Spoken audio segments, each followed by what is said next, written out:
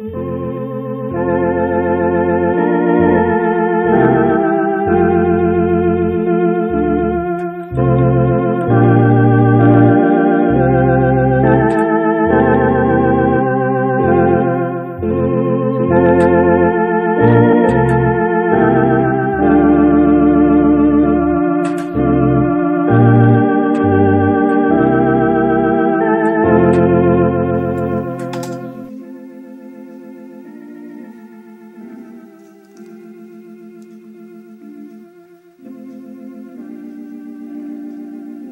profundidade das riquezas, tanto da sabedoria como da ciência de Deus.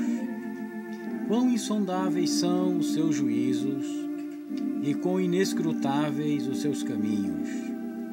Porque quem compreendeu a mente do Senhor, ou quem foi seu conselheiro, ou quem lhe deu primeiro a ele, para que lhe seja recompensado? Porque dele, por ele e para ele são todas as coisas.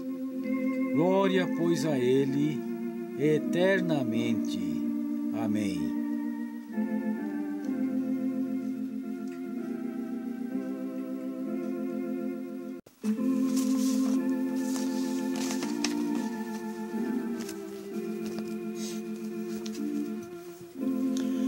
Eu quero cumprimentar aos amados irmãos e amigos com a paz do Senhor. Graças a Deus, pois até aqui o Senhor nos ajudou. Vivemos em uma época cinza, em que quase todos adotam a política do não envolvimento. Ninguém quer se comprometer com nada.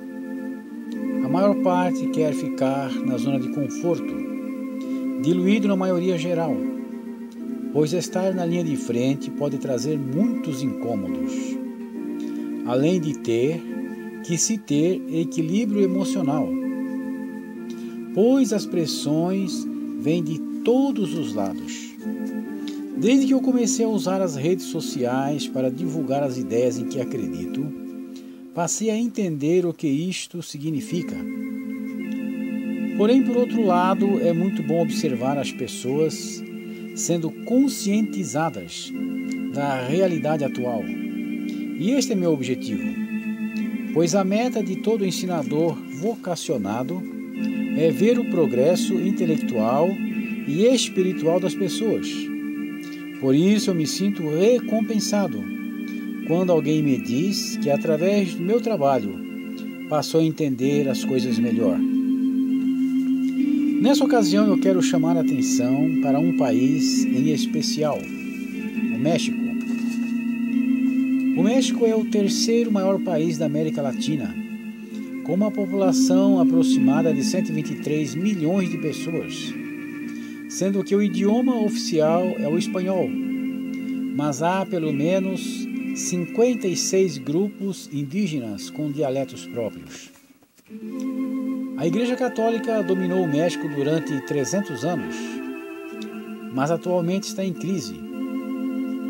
A maior parte dos mexicanos são culturalmente católicos, mas ainda estão amarrados pelo pecado e pelo sincretismo. E na prática somente 10% frequentam os templos regularmente. Nenhum missionário estrangeiro evangélico é oficialmente permitido.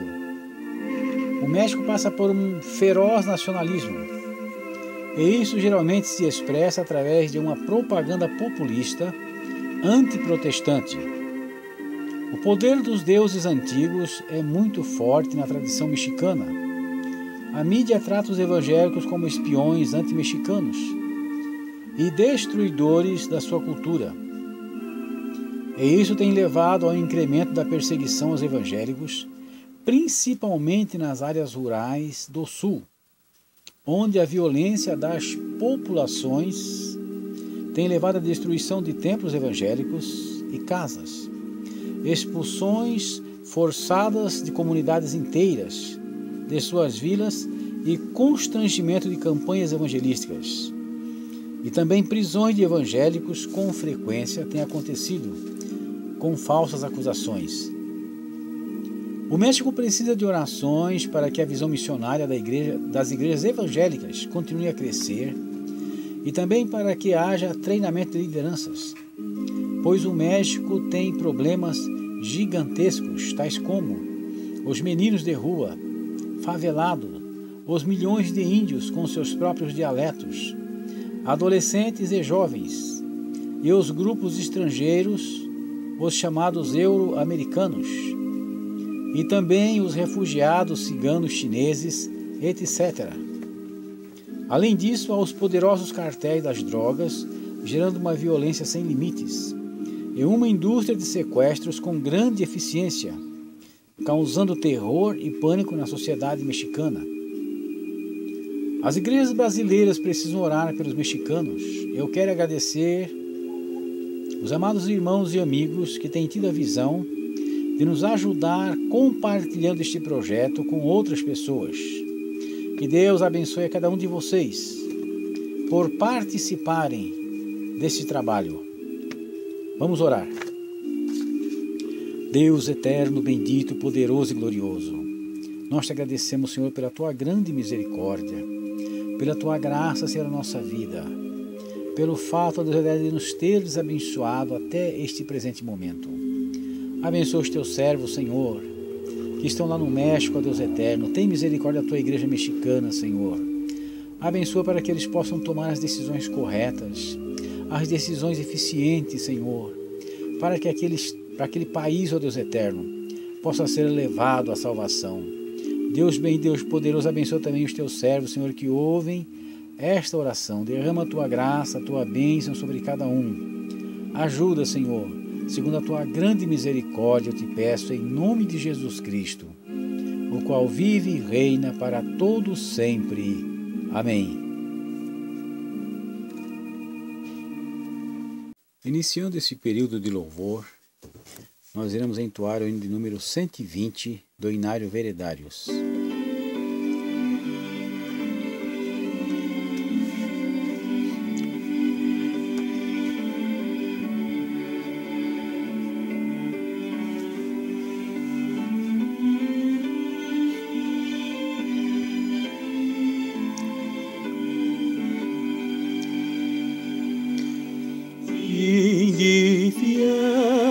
As lutas e o labor, enfrentai com fervor, sem timidez, avante, pois marchai, só em Deus confiai.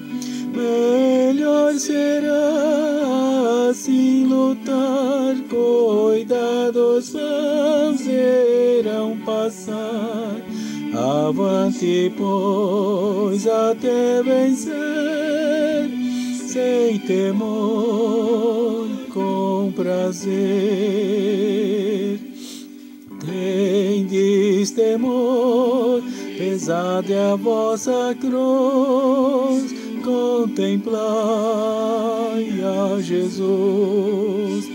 Como esperar a glória conquistar, sem sair a lutar? Coragem, pois, tomai então, e ireis sentir de Deus a mão. E em breve assim Jesus dirá: bem está, bem está. Logo entrareis no eterno lar de amor, com Jesus Salvador. Recebereis eterna vida e paz, que Jesus sempre traz. Ali então louvor dareis em doce voz ao Rei dos Reis, e em meio à paz direis também: glória ao Rei, glória ao Rei. Mas se afinal morte nos chamar, que feliz há de ser quando Jesus a vida restaurar. Os fiéis com poder, oh, que prazer quando Jesus vier dos céus para nos buscar. Dirá então ao povo seu: vinde ao lar, vinde ao lar.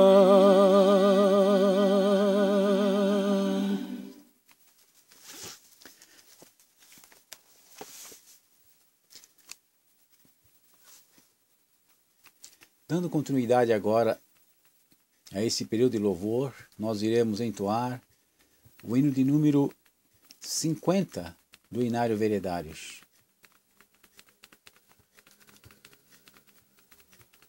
Número 50 do Inário Veredários.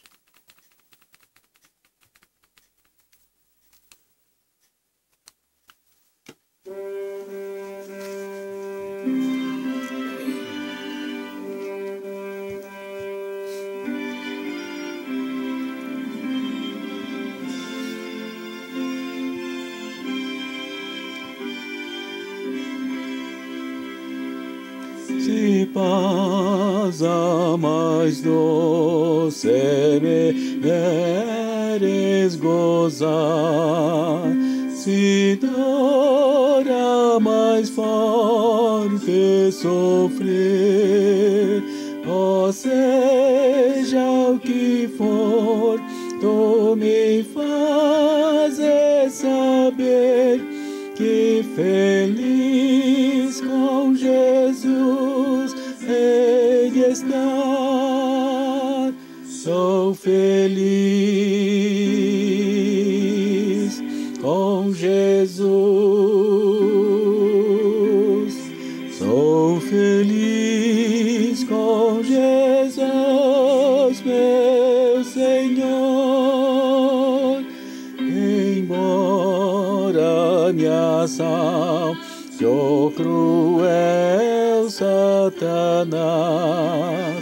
e ataque com vis tentações, oh, sim, certo estou, mesmo em tais provações, em Jesus acharei força e paz. Sou feliz com Jesus. Sou feliz com Jesus, meu Senhor. Jesus, meu Senhor, ao morrer sobre a cruz, livrou-me da culpa e do mal. Salvou-me Jesus, ó, mercê sem igual. Sou feliz e hoje vivo na luz. Sou feliz com Jesus. Sou feliz com Jesus, meu Senhor. A vinda eu anseio do meu Salvador. Em breve virá me buscar, e então lá no céu vou pra sempre morar, com remidos na luz do Senhor. Sou feliz com Jesus. Sou feliz Senhor.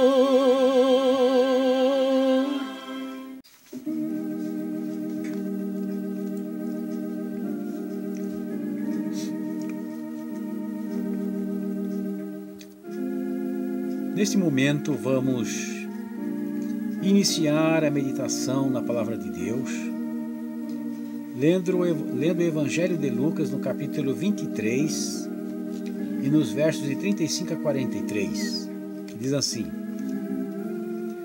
E o povo estava olhando, e também os príncipes zombavam dele, dizendo: Aos outros salvou, salve-se a si mesmo, se este é o Cristo, o escolhido de Deus.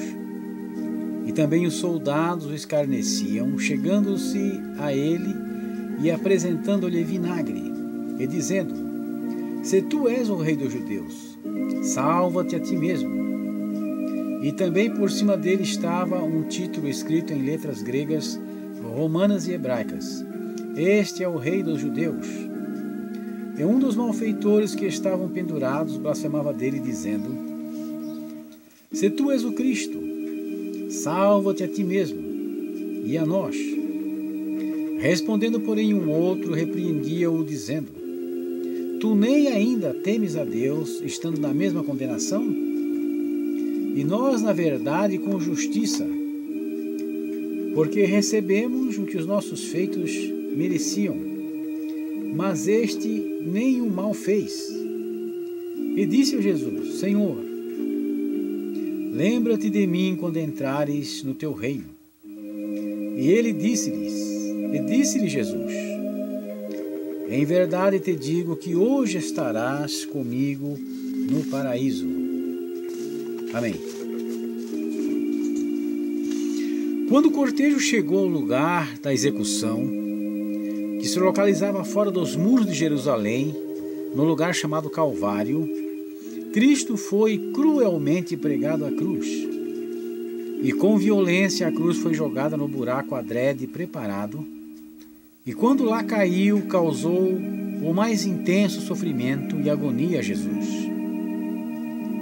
E por cima da sua cabeça foi colocada uma inscrição que denunciava o seu crime, escrito em grego, romano e hebraico: Este é o rei dos judeus. Os sacerdotes, quando viram e leram a placa, compreenderam que tinham caído na própria armadilha, pois quando tramaram a morte de Jesus, tinham de obter a autorização dos romanos, pois não podiam condenar ninguém à morte, sem o aval da autoridade romana. E para isso precisavam apresentar um motivo plausível para o conseguirem. E o motivo, segundo João 19,12, foi: qualquer que se faz rei é contra César. E também João 19,15, não temos rei senão César. Então, diante de Roma, o crime que o acusavam falsamente era que ele se fazia rei. E com essa falsa acusação reafirmada, quando disseram: não temos rei senão César, sacrificaram a sua soberania nacional e rejeitaram o seu verdadeiro rei e Messias. Então tentaram convencer a Pilatos a alterar a inscrição para: ele disse ser o rei dos judeus. Porém Pilatos, já irritado pela sua anterior fraqueza em condenar alguém que sabia inocente, para agradar aquele clero hipócrita, disse: o que escrevi, escrevi, dando por encerrada a questão.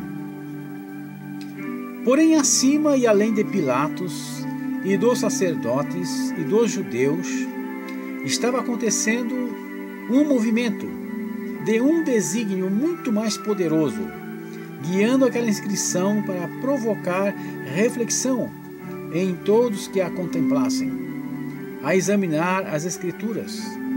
E milhares de judeus que estavam em Jerusalém haveriam e seriam influenciados por ela.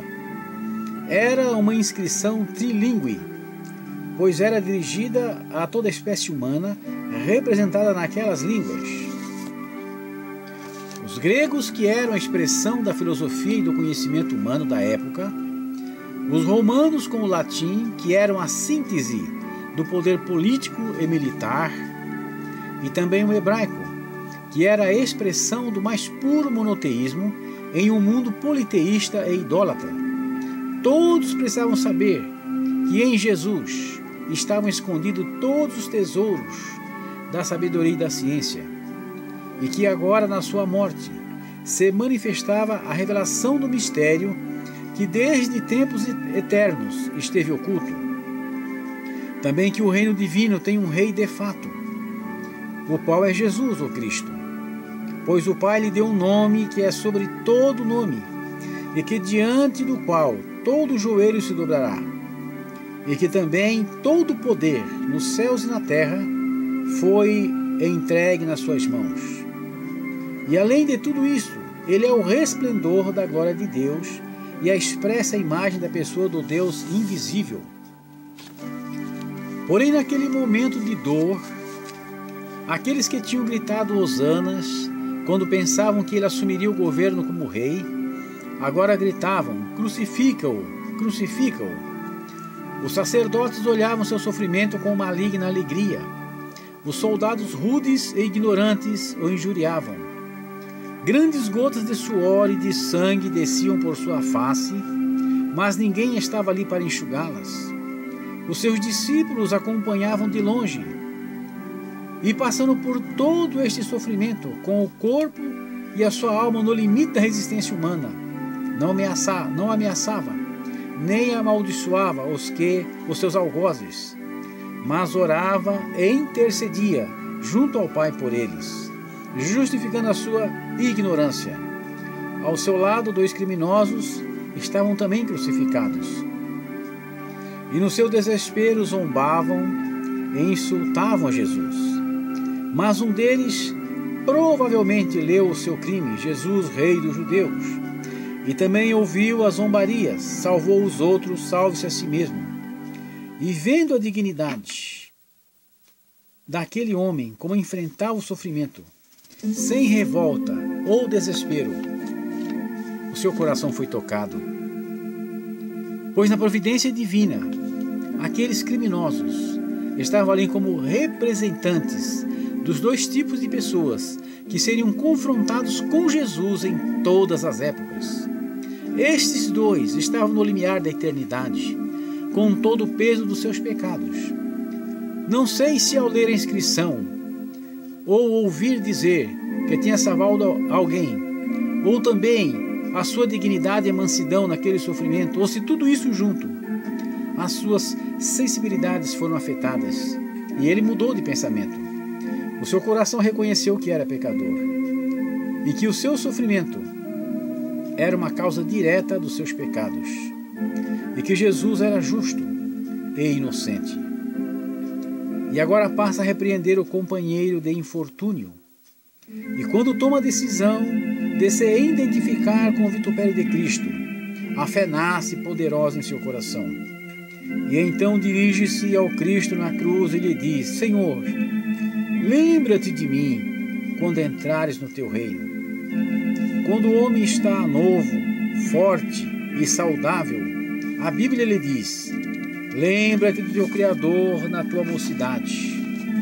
Mas nem sempre a palavra de Deus é ouvida com boa vontade, pois os interesses humanos mais imediatos obliteram esta mensagem. Quantas pessoas são advertidas por Deus durante a sua caminhada terrena, e Deus, na sua bondade, espalha flechas de luz em seu caminho, lembrando-o incessantemente de lembrar-se de Deus e se voltarem para Ele. Mas a maioria das vezes as pessoas continuam indiferentes na estrada da vida. Deus envia os seus servos por toda a terra, de dia e de noite, mas poucos lhes dão ouvidos. Quando nós estamos evangelizando e admoestamos as pessoas quanto a isso, observamos a indiferença, a alienação e até a agressividade. Mas finalmente um dia a sentença sai e o homem é ceifado, então já não há mais misericórdia, porque o juízo de Deus é irreversível. Mas quando o homem ainda tem uma situação de vida ou morte, se volta para Deus e diz: lembra-te de mim, como aquele ladrão na cruz, Jesus não o rejeita, mas o acolhe. Vinde a mim todos vós que estáis cansados e oprimidos, e eu vos aliviarei, disse Jesus. De formas que Jesus diz ao ladrão arrependido, que está no limiar da eternidade: na verdade te digo, que hoje estarás comigo no paraíso. Alguns dizem que ele era o bom ladrão, mas isso não é verdade, porque os dois eram maus. Porém, o sangue de Jesus o purificou de todo pecado, e ele pôde entrar no céu, não porque era bom, mas porque Jesus morreu por ele e ressuscitou para a sua completa justificação, como está escrito em Romanos capítulo 4, verso 25. Jesus foi colocado no meio dos dois ladrões, significando que ele era o maior criminoso. E Jesus dali a olhar com seu olhar, já enevoado pela morte, para as mulheres que choravam, fala como profeta e diz: não choreis por mim, mas antes chorais por vós e por vossos filhos. E olhando para os que feriam e zombavam, falava como sacerdote: Pai, perdoa-lhes, porque não sabem o que fazem.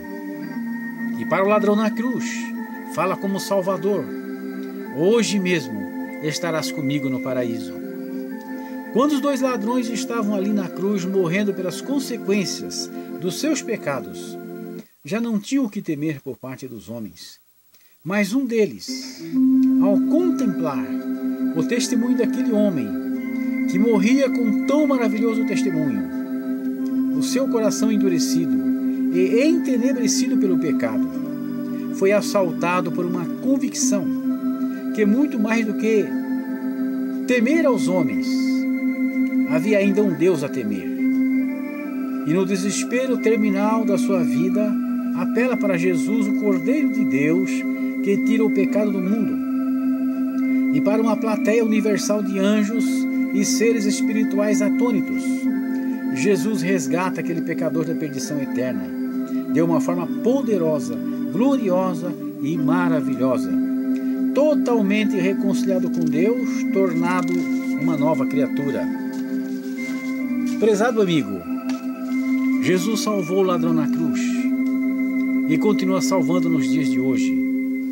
A condição para a salvação é arrepender-se dos seus pecados e seguir a Jesus de todo o coração, com uma disposição santa e uma fé inabalável na sua palavra. Se você estiver disposto, será salvo. Como foi aquele ladrão, Jesus morreu também por ti. Não decepcione com seu indiferentismo e aceite este dom que custou tão caro ao Filho de Deus. Amém.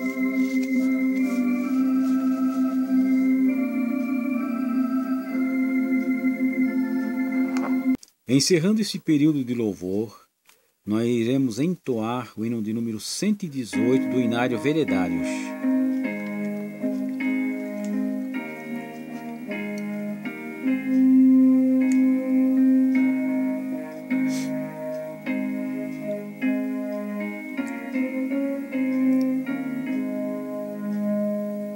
Eu achei junto à cruz límpido manancial,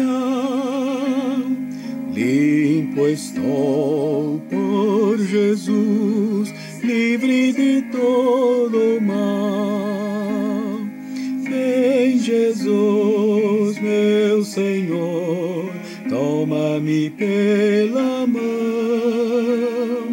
tenho paz, luz e amor, sob tua proteção. Quero andar com Jesus por onde me levar, pois eu sei pela luz meus passos quer guiar. Vem Jesus, meu Senhor, toma-me pela mão, tenho paz, luz e amor, sob tua proteção. Sinto paz, doce paz, mesmo que sofra dor. Grato sou, pois Jesus guarda-me em seu amor. Vem, Jesus, meu Senhor, toma-me pela mão. Tenho paz, luz e amor sob tua proteção.